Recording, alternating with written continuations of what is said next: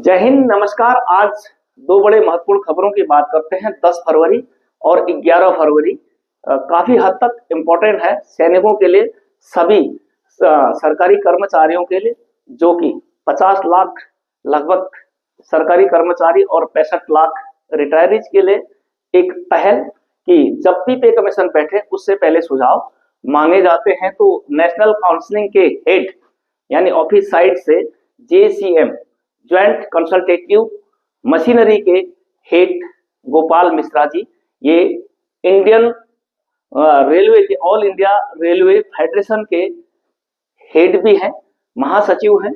उन्होंने मुलाकात की 10 तारीख को।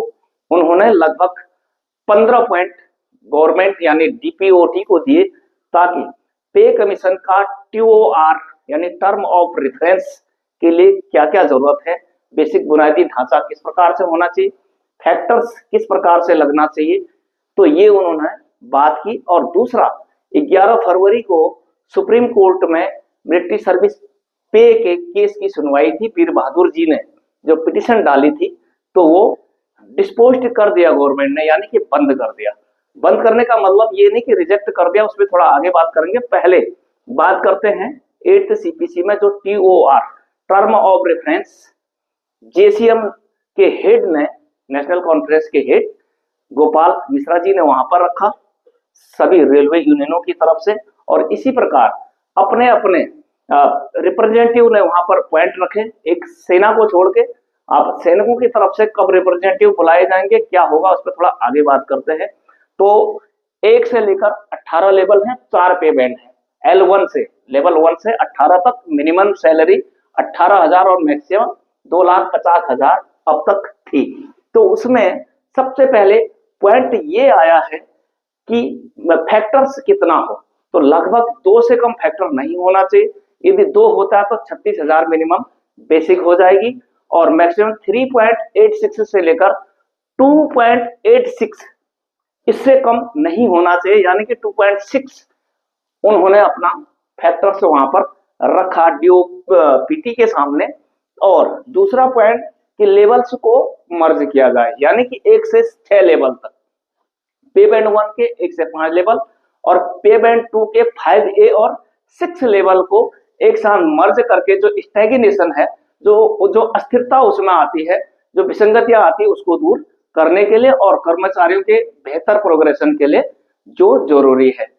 इसके अलावा L1 को L2, L3 को L4 तो वो अभी डिस्कस करेंगे उस पर, और डीए को बेसिक में मर्ज कर दिया जाए और एक सुटेबल डीए, एक बेसिक सैलरी का निर्धारण कर उस पर दिया जाए। तो मुख्य पॉइंटों की तरफ आते हैं कि मर्ज, ये सबसे बड़ी बात है कि L1 से L6 को, L1 को यदि L2 में रखा जाता है यानी अपग्रेडेशन किया जाता है, तो L1 की मिनिमम सैलरी 18,000 है, 18,000 को L2 में यानी 19,900 में रखते हैं, तो 2.86 का गुणांक जब लगता है तो हो जाएगा बेसिक 56,914, यानी कि मिनिमम बेसिक सैलरी सबसे निचले स्तर की, जो अब तक L1 था, 1800 का ग्रेड था, 18,000 था, 56,914 हो जाएगा।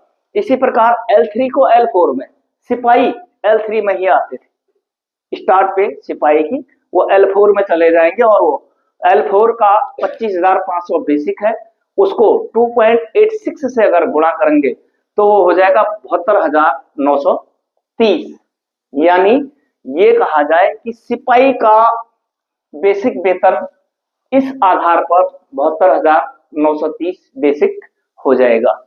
इसी प्रकार L5 को मर्ज L6 में कर दिया जाए, यानी जो हवलदार जी फौज की साइड से L5 में आते थे, 29,200 उनका बेसिक वेतन था, उसे बढ़ाकर 35,400 वाले में L6 में ले जाते हैं और उस पर 2.86 लगाते हैं, तो हो जाएगा 1,01,244 रुपया।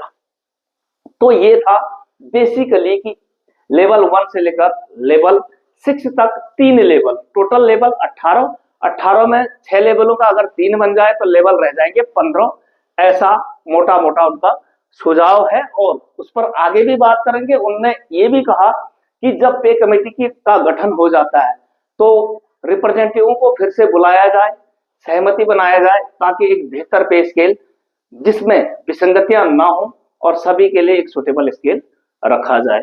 तो अब डिफेंस सेक्टर की बात करते हैं कि सबसे पहले ये बताइए हमारा रिप्रेजेंटेटिव अब तक कौन गया। यदि आपको जानकारी हो तो जानकारी जरूर शेयर कीजिए। सुप्रीम कोर्ट में केस को मिलिट्री सर्विस पे का केस डिसबॉन्ड कर दिया गया, बंद कर दिया गया, लेकिन उसे रिजेक्ट नहीं किया गया।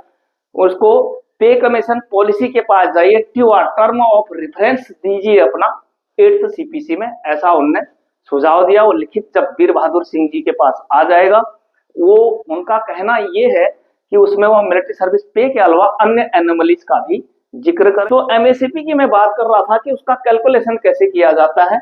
पिछला पे कमीशन में विसंगति इसलिए भी आई, मर्जिंग जो किया गया वो नीचे के लिए किया गया, यानी L3 को L1 पर, और 6550 के से लेकर 10,500 के पे बैंडों को भी नीचे 5000 पर लाया, जिसमें पे बैंड 2 वालों को अच्छा खासा नुकसान हुआ था, जिसमें नायब सूबेदार साहब मेन रूप से शामिल हैं। एमएससीपी की गणना किस प्रकार से की जाती थी? सिविलियंस के लिए 10, 20, 30 और डिफेंस के लिए 8, 16, 24, यानी 5th पे कमीशन के रेफरेंस के आधार पर S6 में सिपाही का लेवल 3 पे बैंड 1 वेतन 6460, अगर 2000 उसमें ग्रेड जोड़ो तो होता था 8460, उसका 3% डीए अगर आप लगाते हैं और बाया 100 जिस प्रकार से परसेंटेज लगाया जाता है तो निकलता है 253 रुपया 80 पैसा, राउंड ऑफ 254, यानी 254 रुपीज।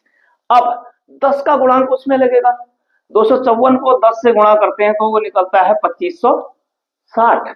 उसमें अगला ग्रेड यानी नैक का, क्योंकि एसीपी मिलनी है 8 साल में, 10 का गुणांक सबका लगता है तो 2400 उसमें जोड़ेंगे तो होता है 4940 रुपया। अब 4940 को 6460 में जोड़ देंगे तो निकलता है 11400। इसे एंट्री पे मानना चाहिए था, तब उस पर 7th सीपीसी का जो गुणांक लगा 2.57 उसको गुणा कीजिए तो वो निकलता 29,298, यानी कि हौलदार जी के 29,200 लेवल 5 से भी ऊपर जा रहा था।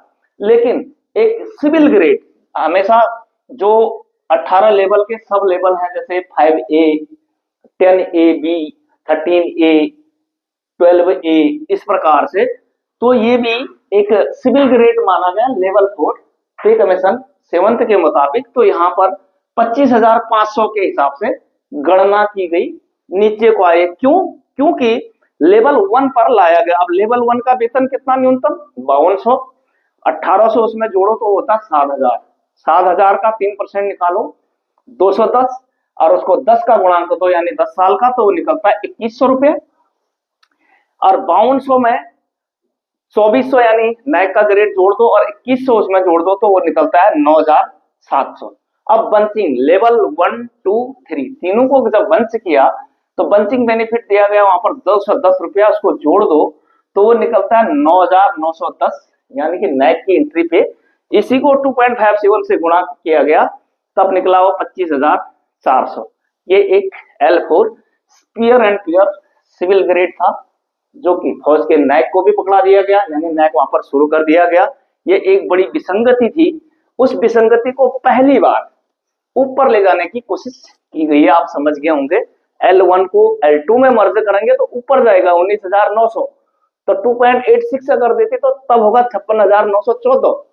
इसी प्रकार 3 को 4 में यानी सिपाही को नैक में मर्ज कर दिया जाएगा, यानी फौज का जो सिपाही है क्या हुआ L4 यानी नैक की जगह पर शुरू हो और तब उस पर फैक्टर लगे।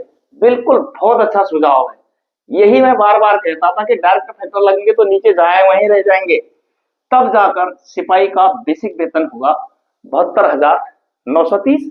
इसी प्रकार से हौलदार जी, जिसे हम 4200 का ग्रेड कह रहे थे बार बार, वहां चले जाएंगे क्योंकि L5 L6 में मर्ज होगा तो 35,400 को 2.86 से गुणा करने पर 1,01,244, यानी कि इसी प्रकार सिफारिश होने पर हौलदार जी क्लियर कट टैक्स के डारे 15% में भी आ जाएंगे। यदि इज्जत मिल रही है, वेतन मिल रहा है, तो टैक्स भी भर लेना चाहिए।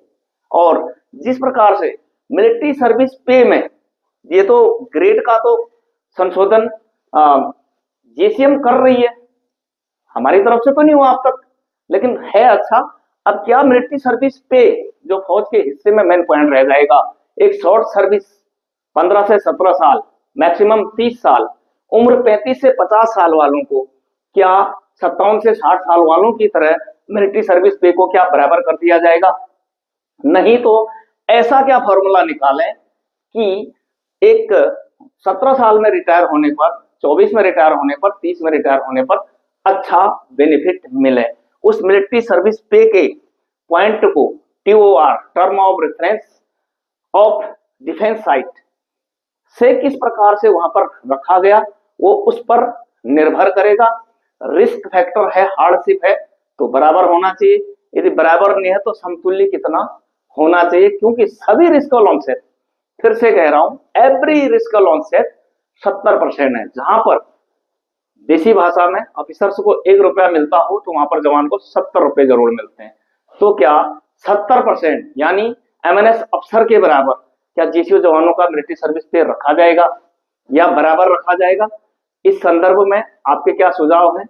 और यदि आपको जानकारी हो कि डिफेंस के रिप्रेजेंटेटिव कौन कौन डीओपीटी के सामने अपने सुझाव रखने वाले हैं, तो आप अपने सुझाव जरूर दीजिएगा, जिससे सभी सैनिकों को, सभी रिटायरीज को फायदा होगा।